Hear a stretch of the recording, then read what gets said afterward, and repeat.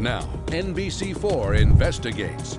Many Central Ohioans are reacting to a series of NBC4 Investigates reports that aired last week featuring a Columbus church, and a number of former members have called it a cult. NBC4 Investigates' Jamie Ostroff is here now to talk about, I know you've been getting a lot of feedback, positive and some negative, to what you had to say about this church. Yeah, it's been across the board, really, Colleen. It's not unusual to get feedback on your reporting, but it is unusual to get this much feedback, which is why we're talking about it this evening. Dozens of former members of Xenos Christian Fellowship reached out to say they agreed with the allegations and experienced emotional abuse themselves. Other current members of the church also reached out. What made you guys want to speak out? These former members of Xenos Christian Fellowship didn't want to be identified because they still have immediate family members who belong under the church's current name, Dwell Community Church. For me, it's just wanting people to know that there are things that are happening in youth groups specifically, but across the entire church that are just completely unokay. When there's so many stories that are identical, it's clearly an issue. This man and his siblings grew up in the church.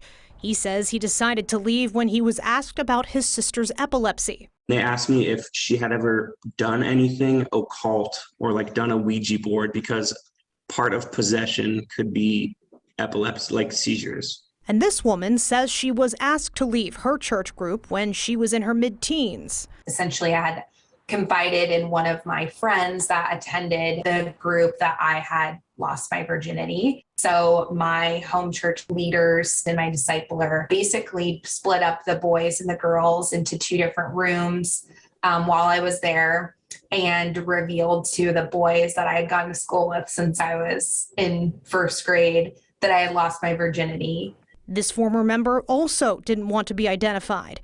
He reached out to share his mixed views on the church.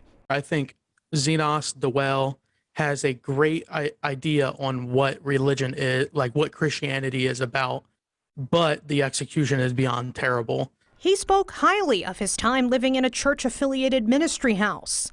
Didn't have the greatest upbringing, to say the least, and going through the ministry house, learning how to be an adult, learning how to adjust to society. But said there were simply too many meetings. Church is obviously important, but I think overwhelming people, making people feel like they're required to go to things. They would say that you're not required, but it definitely felt like you're required. About 20 current members also reached out through emails and direct messages, sharing positive stories about their time with Dwell. I asked each of them for an interview. I'm a coach of adult home churches. Paul Alexander agreed, under the condition that he also record the conversation. I thought, as a member, there's things I could say that may balance some of what was said, not to discount, but balance. He said the church has enriched his life since he joined in 1995. I grew up as a child of divorce. Grew up with my mother and grandmother, who were great, but just found a lot of healing in male relationships. Alexander now works for Dwell, but wanted to make clear that he does not speak for the church as a whole. He said he doesn't know any of the people featured in our previous reports on the church, pointing out that there are hundreds of smaller church groups within Dwell. There is not a pastor or a counselor or an elder in every one of these groups, and I think that leads to miscommunication. It leads to people making mistakes, maybe going further than they wanted to. I don't know in the specific cases what happened with these people, and it makes me sad.